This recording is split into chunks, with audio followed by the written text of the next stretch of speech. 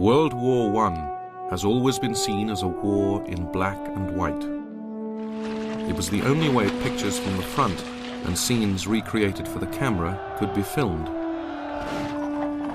But it was not the reality. The reality happened in color. The slaughter, the innovation, the shock, the political upheavals, victory, defeat. The fields were green, the mud brown, the flames bright. Now, with the aid of new computer technology, the black and white of World War I has been faithfully and with minute attention to detail recast in color. For the first time, this series will tell the story of the First World War as it was seen by those who fought it.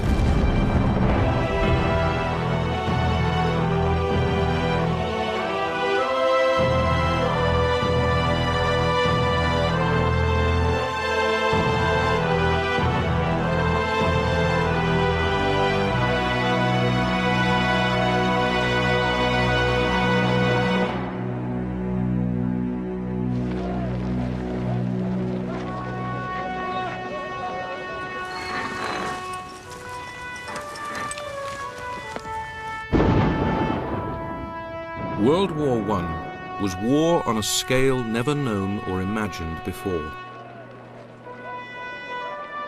Between 1914 and 1918, some 65 million men took up arms.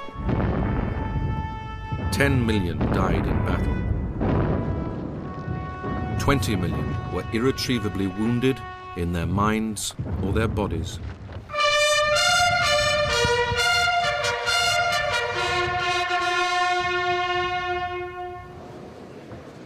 Nine decades later, the remaining few who remember, who took part, gather at the Menin Gate, part of the old walls of Ypres in Belgium. They survived. They have never forgotten those who did not. Many of the men who suffered the worst of the dangers and hardships and terrible experiences, they never got home, did they? Their bones are still on the battlefields in many cases. In this war, the millions who died were statistics to be recorded by future historians. What mattered were your friends, the men around you, the men just along in the trench, the men of your gun crew. The 5 of us were a little group together, and that's what worried me most when 3, 4, and 5 were killed. All I can remember is their nicknames: Monty Allen, Jack, and Jill. That's all I can remember. I wish I could. World War I was truly a world war, fought from the shores of America to the shores of Asia. It was a clash of great empires which destroyed the old and ushered in the new. Dynasties were shattered, a royal family murdered and replaced by revolutionary terror.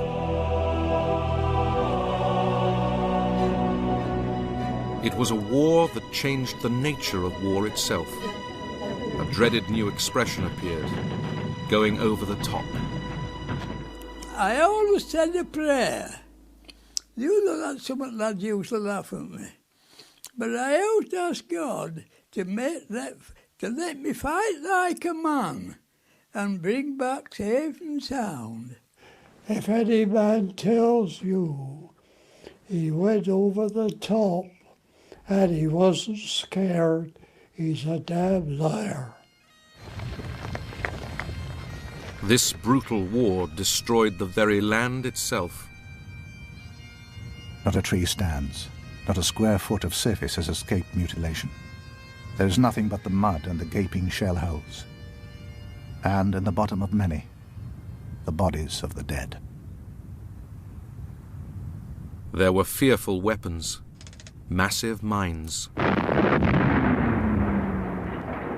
artillery barrages unlike anything seen before. I marvel myself sometimes how human nerves can stand the strain of our existence. Day after day, night after night, hour after hour, a heavy shell falling every few minutes within a few yards of you, half stunning you with the crash of the explosion. Shrapnel on the barrage was terrible, terrible. How anybody ever survived it, I don't know. It was not just the Western Front. To the east, Russian soldiers, killed in their millions, were the first to question the point of it all. What are we doing in this war? Several hundred men have already passed through my platoon alone, and at least one half of them have ended up on the fields of battle, either killed or wounded. What will they get at the end of the war? The discontent would fuel the conditions for a revolution that shook the world. This is no longer a capital, it is a cesspit. No one works, the streets are filthy. There are piles of stinking rubbish in the courtyards. It hurts me to say how bad things have become. There was a new theatre of war, the air. It was every bit as murderous as the trenches below. People were being killed every day. My best friend was there one evening, and he wasn't there the next day at lunch. You were alone. You fought alone and died alone. I kissed my mother. I cleared everything right up, and I said, "Goodbye, Mum. I don't think I shall ever see you again." There was dazzling technological innovation. Planes which took off from a platform on a ship's guns. The aircraft carrier came into being. The first thing we had to do was to learn to fly on and off the foredeck. I remember the captain said, "You may as well take a revolver and blow your brains out." There were huge battleships, but curiously only one full-scale clash of fleets. Instead, a stealthy new weapon, the submarine, or U-boat as the Germans called it, was used for the first time on a large scale, bringing horrifying destruction.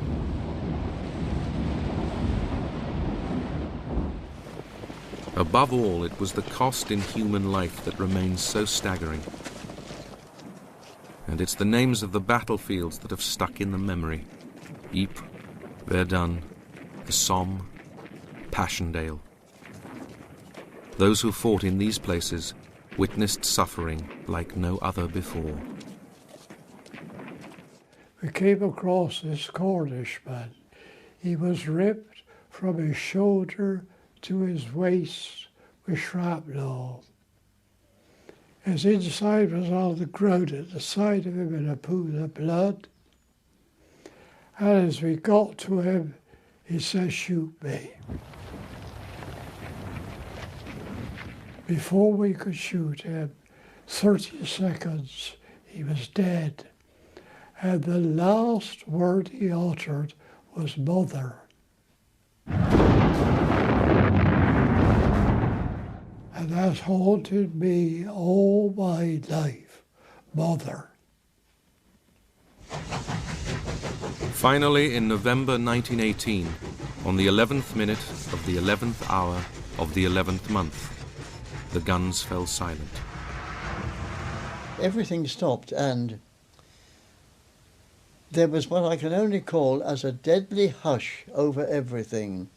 And we all stopped, looked at one another, because we suddenly realised that we had no objective, nothing whatever to look forward to do. By the end, human beings had undergone the most devastating experience in history, and within it, one individual decision could change a life. As that German came towards me, and I can't kill him, I mustn't kill him. I can remember when I joined the army, I swore I would serve my king and country. And by some means or another, it flashed in my mind when Moses came down off Mount Sinai, the sixth commandment he brought down, thou shalt not kill. And I can't kill him. I had about 5 seconds to make my mind up. I shot him above the ankle and above the knee. I brought him down. I didn't kill him. They shall grow not old as we that are left grow old. Age shall not weary them, nor the years condemn. At the going down of the sun and in the morning, we will remember them. And I very often wonder whether the sacrifices that we made are worthwhile. That is, have the years condemned us? How did it ever come to this? A global war of millions, and yet its beginnings seemed just a pinprick. An assassin's bullet in a faraway place which would change the world.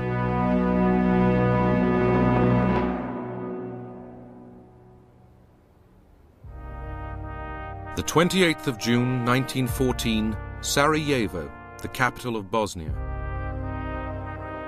A bomb is thrown at a car. It misses the occupants, the heir to the Austrian throne, Archduke Franz Ferdinand and his wife. The royal couple continue their official visit. A few hours later, the car is stopped again. This time a pistol is fired. The Austrian Crown Prince and Princess Sophie are murdered. The assassin is reported to be a member of a terrorist organization backed by the government of neighboring Serbia. Austria mourns and determines to punish the Serbs. Though few realize it, the countdown to war has begun. When Sarajevo happened, people didn't bother too much. I mean, things like that were always happening in the Balkans. It was pretty shocking, but after all, in the British perspective, they were all rather sort of picturesque savages with, you know, great glittering epaulets and unpronounceable names, and no one bothered too much. The assassination in Sarajevo seemed just a small interruption to Great Britain's golden age. In 1897, Queen Victoria had celebrated her Diamond Jubilee. Dear old Queen, what a cheer they gave her. I had an overpowering emotion of thankfulness and satisfaction that I, with husband and sons, had been present at this tremendous occasion.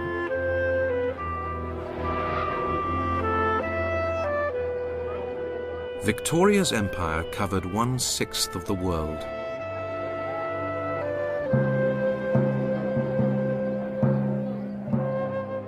The British saw themselves as the masters abroad and a peaceful, commercial nation at home.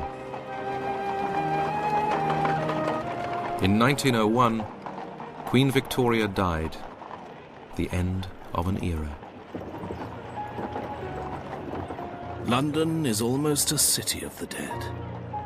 It is as if a magician's hand had suddenly arrested the swift vitality that courses through the veins of the great city. The thud of the soldiers' feet, the music of Chopin's funereal march and thud of the drums. It was as though everyone in England had lost their father and their mother. But British supremacy still seemed assured. Only one apparently small threat loomed over the Pax Britannica: Germany. A united nation since only 1871, it was the rising force of Europe, ruled by the ambitious Kaiser Wilhelm II. Ever since he'd become emperor in 1888, the Kaiser had been determined to use Germany's new industrial muscle to create an overseas empire. To first win and then protect that empire, he needed to build a navy. The Kaiser's ambitions worried the British, and the two nations began to compete with each other in a naval arms race. In 1908, in an interview with the Daily Telegraph newspaper, the Kaiser claimed he was simply imitating the other imperial powers. Germany is a young and growing empire. She has a worldwide commerce which is rapidly expanding, and to which the legitimate ambition of patriotic Germans refuses to assign any bounds. Germany must have a powerful fleet to protect that commerce. Germany's emergence had reshaped the European map. Germany formed an alliance with the much older empire of Austria-Hungary. Together, these central powers now dominated the heart of Europe.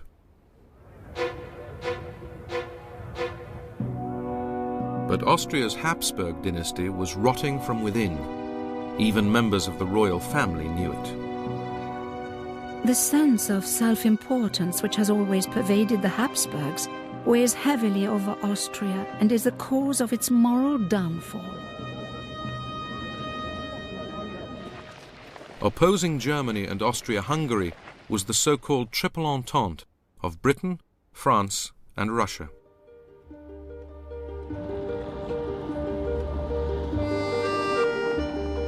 France had been racked by revolutions and defeated by the Prussians in the War of 1870. But Paris remained the most glamorous city on earth. I shall ever remember it as a marvelous city where life is well worth living for 4 or 5 months every year, just to improve one's mind in an unrivaled intellectual and artistic atmosphere. Russia was ruled over by the autocratic emperor, Tsar Nicholas II.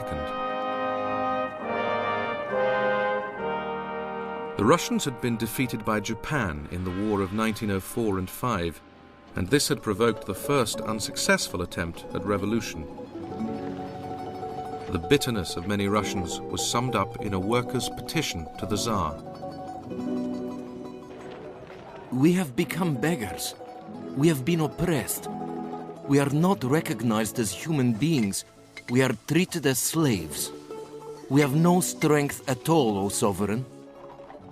We are approaching that terrible moment when death is better than the continuance of intolerable suffering. But 6 years later, the Tsar and his appointed leaders believed the nation was back on track. Every year of peace fortifies Russia, not only from the military and naval point of view, but also from the economic and financial. By 1914, though the demands to curtail the Tsar's power were becoming louder, Russia was as strong as it had ever been. While Russia stood for the old, across the Atlantic stood the new, America. It was democratic, brash, optimistic, and thousands of miles from the disputes that plagued Europe. In his inaugural speech of 1905, the new president, Theodore Roosevelt, had laid out his vision of a blessed nation. My fellow citizens, no people on earth have more cause to be thankful than ours. To us as a people, it has been granted to lay the foundations of our national life in a new continent. We are the heirs of the ages, and yet we have had to pay few of the penalties, which in old countries are exacted by the dead hand of a bygone civilization. In 1914, America was a world away from the conflict that was about to engulf Europe. On July the 28th, exactly 1 month after the assassination of Crown Prince Ferdinand by, as the Austrians claimed, Serbian nationalists, Austria declared war on Serbia in revenge. Austrians were jubilant, but Europe's complex set of alliances would trigger an unstoppable catastrophe. There was an immediate feeling that something was really going to happen which would cause all the pillars of Europe, as it were, to rock. The whole business of the European relationships began to come into play. The fact that Russia was aligned to France, that we were aligned to France, that Germany was aligned to Austria-Hungary. And these relationships, far from halting the move to war, in fact, really, in a sense, almost conditioned the move to war. As Austrian troops moved into Serbia, the Germans warned Russia that if it went to war in support of the Serbs, Germany would go to war against the Russians.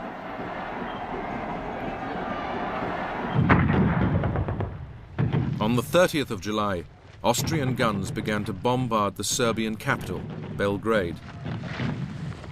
The Serbs turned to Russia for help. The Russians were the protectors of the Serbs and indeed the Slavic people in the Balkans, and they could not stand on the sidelines when Austria was threatening Serbia. And so Russia was drawn into the international crisis. Like the Austrians, Russian soldiers could hardly wait to fight. The spirit of the soldiers is excellent. They are animated by a firm belief in the righteousness and honor of their cause, and so there is no ground for nervousness or unease. Germany now declared war on Russia, but it had other motives. Its aggression had led to it being boxed in by the alliance between Russia, France, and Britain. War had come at the right time.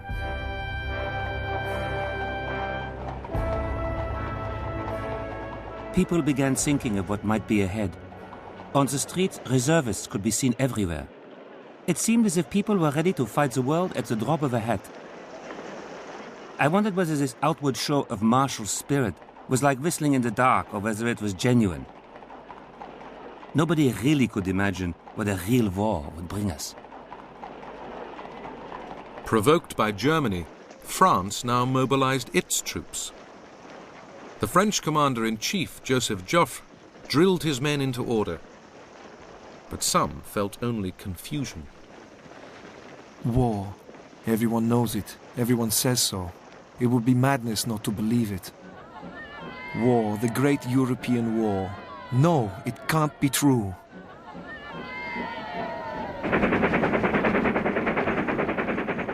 German troops headed for the border with Belgium. Germany's strategists had concluded that a swift move through Belgium provided the softest route to break into France and capture Paris. On August the 3rd, Bank Holiday Monday, the British looked on in disbelief. This morning at breakfast, we learned that war is formally declared between France and Germany. Germany has declared to Belgium that if her troops are allowed to pass unmolested through Belgian territory, she will protect her interests in the treaty at the end of the war. Belgium has indignantly refused, and the King of the Belgians has appealed to King George for aid. There was a huge tide of sympathy for the Belgians in Britain, and a mass of people who said, for God's sake, are we going to stand by and not do the decent thing? On August the 4th, the German army marched into Belgium. At last I have got my orders. Dear Mother, please try to keep constantly before your mind what I have realized. If at this time we think of ourselves and of those that belong to us, we shall be petty and weak. We must have a broad outlook and think of our nation, our fatherland, of God. At midnight on August the 4th, Britain declared war on Germany. By now, all the great nations of Europe had been sucked into the conflict.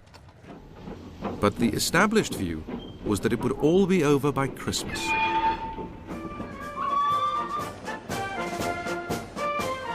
The situation is absolutely unparalleled in the history of the world.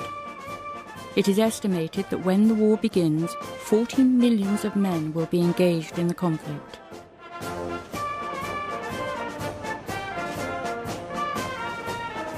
I don't think Britain really had a choice. They were a superpower. They were the superpower of Europe. If there was going to be a big showdown in Europe, surely they had to be part of it. They couldn't just sit there and watch Europe implode. There was an atmosphere then of almost jubilation. Now we're going to fight and do something useful. We didn't realise what war really involved. They were enemies with England, and that was always interesting to the boy of that age, and he was going to fight for England. The German army cut a swathe through Belgium. On August the 14th, the Germans entered the capital, Brussels. As civilians tried to resist, the German army took its revenge, in one instance executing 600 innocent Belgians. Some German soldiers began to fear what they had unleashed.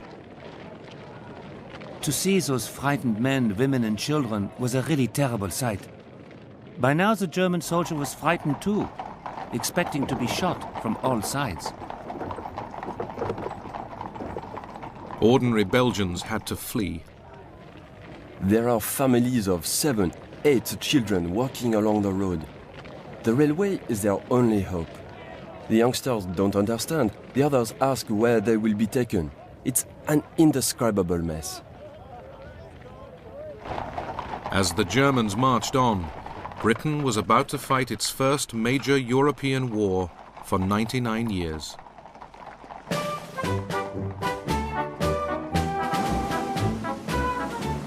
For over 100 years, ever since the Battle of Trafalgar, Britain's navy had dominated the sea.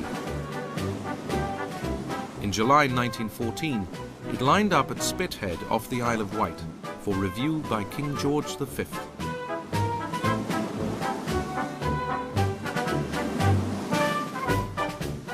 It was an impressive sight, but Britain's army had always been seen as much less important than the navy, and it was far smaller than its continental rivals.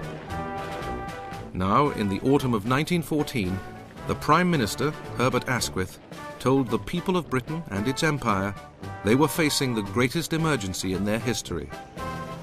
Every man and woman must do their duty. I remember in particular one Scottish regiment in full kilts, and it was absolutely thrilling to see a Scottish regiment on the march to the bagpipes. And there's something about the way the kilts were all moving together, which thrilled me and all of us. Lord Kitchener of Khartoum was put in charge of raising a volunteer army, initially of 100,000 men. By the end of 1914, 1 million had joined up. I enlisted as a volunteer in 1914, September the 2nd. Myself and about 30 of my colleagues that I work with joined en masse. As the new young soldiers left for the front from all over the empire, their families left behind could only wait and hope. Now, dearest Mav, keep your heart up and trust in Providence. It is a great and glorious thing to be going to fight for England. The greatest thing you can do for me is to keep cheerful and don't forget to write often and tell me all the scraps of news. Husbands and wives dreaded the moment of parting. I sit and stare stupidly at his luggage by the wall. Then he takes a book out of his pocket. You see, your Shakespeare sonnets are already where they always will be. Shall I read you some? His face is grey and his mouth trembles, but his voice is quiet and steady. And soon I slip to the floor and sit between his knees, and while he reads, his hand falls over my shoulder.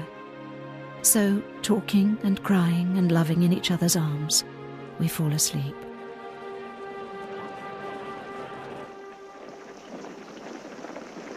The British Expeditionary Force was sent to Belgium to block the advancing German army. On the 23rd of August, it literally collided with the Germans at the town of Mons. Their first day of action astonished them. They crumpled up, mown down as quickly as I tell it. Their reinforcing waves coming on bravely and steadily to fall over as they reached the front line of slain and wounded. Our rapid fire was so appalling, even to us. Such tactics amazed us. And after the first shock of seeing men slowly and helplessly falling down as they were hit, gave us a great sense of power and of pleasure. It was all so easy. Though the British held their ground and inflicted huge casualties at Mons, French forces along the line were pushed back and the Allies forced into a general retreat. The German army marched on, driving through Belgium and into France. At the same time, along the German-French border to the southeast, the French army had gone on the attack in an attempt to advance into German territory. It became known as the Battle of the Frontiers. Desprez and I riveted our gaze on the lofty line of hills to the east, which stood between us and destiny. Yonder were others like ourselves, men who would kill us if we did not kill them. French soldiers marched head-on into German guns. All around us, high explosive and shrapnel shell of every caliber kept bursting and strewing the position with bullets and splinters. Death seemed inevitable. As the French army was repelled, the Germans in turn went on the offensive. The Battle of the Frontiers turned into a French disaster. The French lost something like 200,000 men in the first month of the war alone. And this is one of the great images of the old French army, attacking in colourful uniforms, officers wearing white gloves, and they were massacred as they came up against the rifles and machine guns of the defending Germans.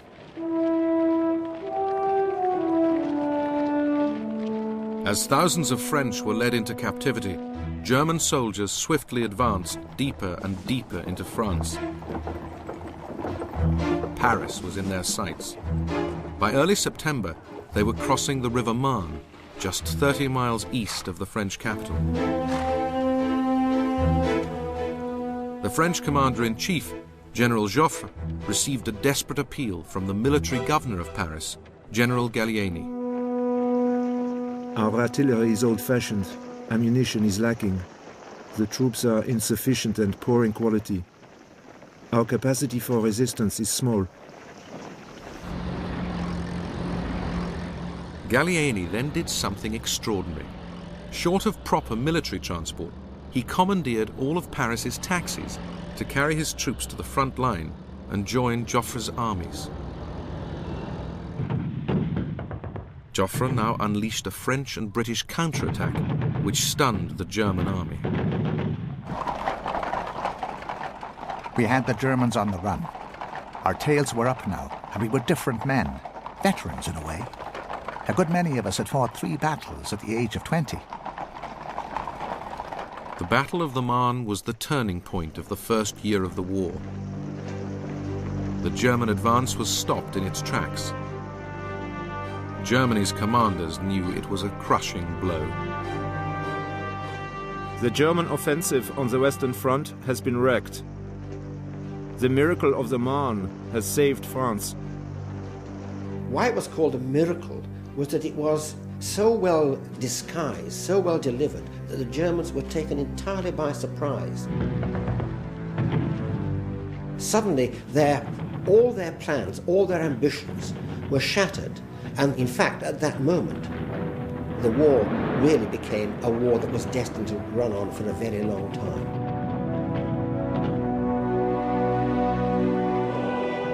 At the same time, on the Eastern Front, on the other side of Germany, these first weeks of the war had seen fast-moving waves of attack and counterattack involving Germany, its ally Austria, and their opponent, Russia. It had begun with the Austrian invasion of Serbia, which had triggered the outbreak of war in the first place. It had not been the smooth operation the Austrians had hoped for. The Austrians, when they invaded Serbia, were full of a mood of, let's punish these wretched Balkan monkeys and we'll show them what the army of a great power is worth.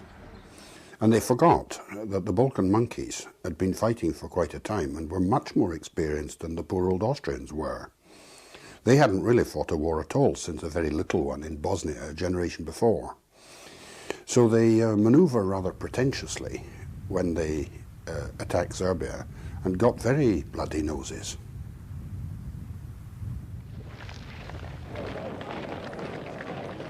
Within 6 weeks, the Serbs drove the Austrians out of Serbia.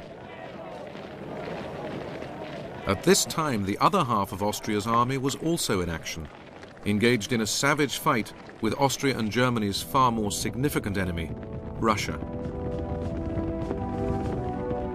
When war broke out, the Russian army was the strongest regular force in Europe, with nearly 1.5 million troops. But despite the modern-looking armoured cars proudly displayed by the Tsar's commanders, his army was cumbersome.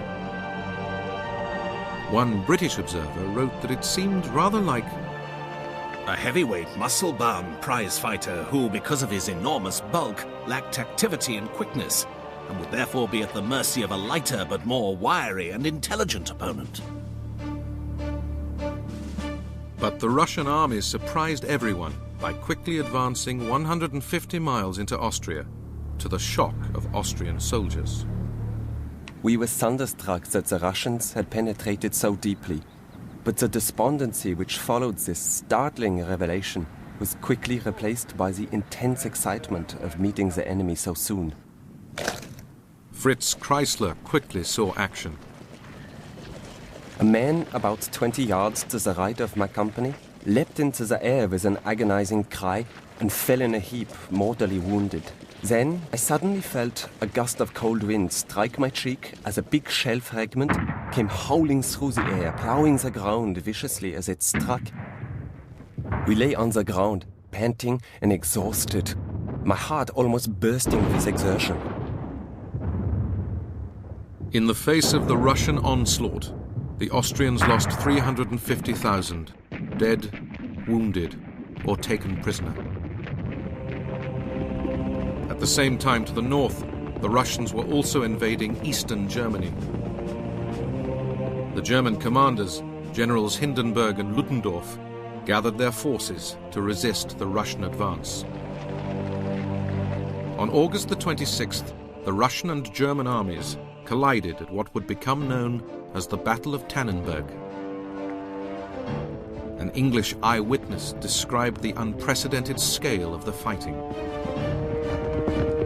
The front of this terrific battle was very extensive, and the Russians claimed to have 3 million men in action. Close fighting is more often and more extensively resorted to than ever it has been previously, even in the open field. Tannenberg was a famous victory for Germany. Its commanders celebrated.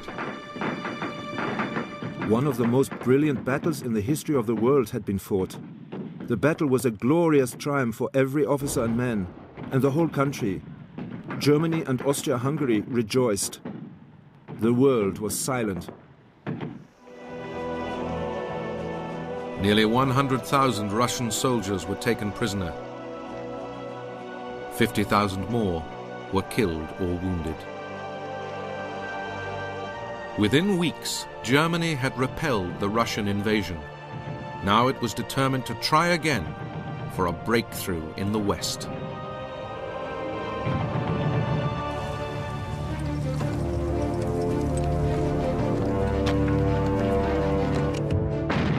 October the 19th, 1914, the Germans attacked British and French forces at the town of Ypres in Belgium. The First Battle of Ypres was in many ways the defining moment of the conflict on the Western Front in 1914. It was the last spasm of mobile warfare, the last real opportunity for the Germans to break through. A great grey mass of humanity was charging, running for all God would let them, straight onto us, not 50 yards off. One saw a great mass of Germans quiver. I have never shot so much in such a short time. The 3 weeks of this first Battle of Ypres brought a new and awful scale of slaughter. On our front, we appear to have lost thousands, killed, wounded, or captured. And what have we to show for it? One trench. What a waste of life. Not only life, but young life. Ypres defined the war on the Western Front for the next 3.5 years. A stalemate, fought from trenches and dominated by death and discomfort. At that particular time, there was no drainage system in the trenches, so that most of the time the trenches were knee-deep up to your thighs, slopping about in water and mud. The trenches begin to look gloomy now, with the dripping of rain and darkness coming on. Mice scuttle over the path as I go to my rounds, and a rat pops over a sandbag on top of a parapet. Work begins again at stand down. There are more sentries, a party for water, a working party to improve the parapet and wire, and so on.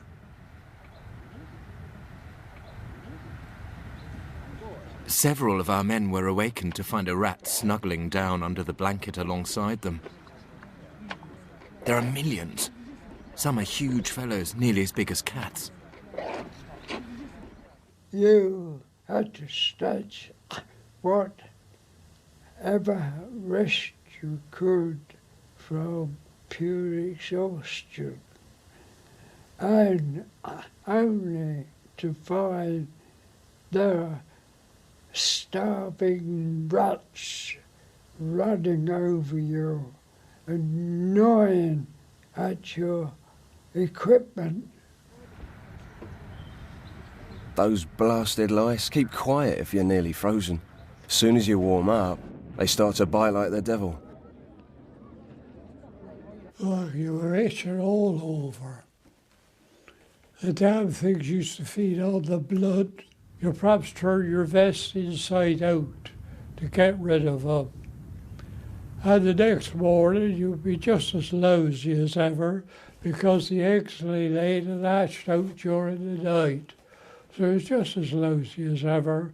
You might just as well have saved your time.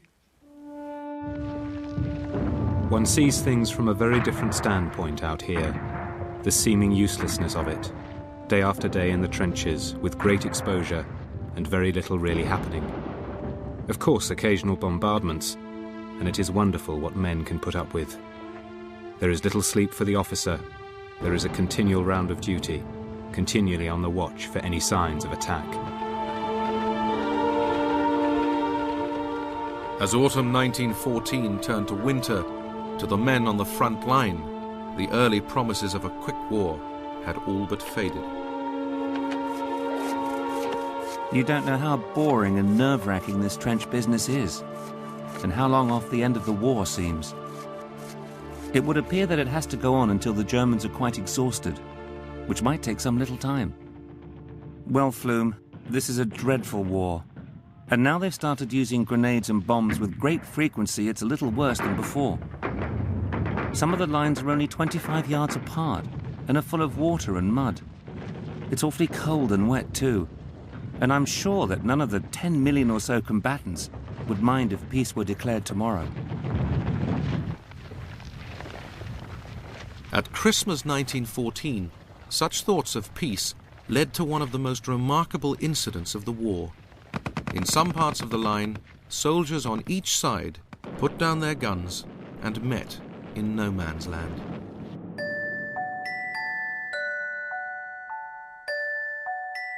And there in the searchlight they stood, Englishman and German, chatting and smoking cigarettes together midway between the lines. A rousing cheer went up from friend and foe alike. The group was too far away for me to hear what was said, but presently we heard a cheery, "Good night and Merry Christmas and a Happy New Year to you all," with which the parties returned to their respective trenches. After this we remained the whole night through, singing with the enemy, song for song.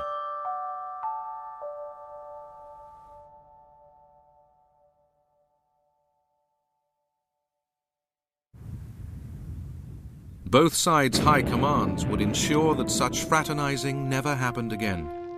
The soldiers who had rushed to war were beginning to realize what their leaders had let them in for. In those days, your brain, what shall I say, wasn't developed enough to realize what war was. And everybody said it'll be over by Christmas. When Christmas came, it was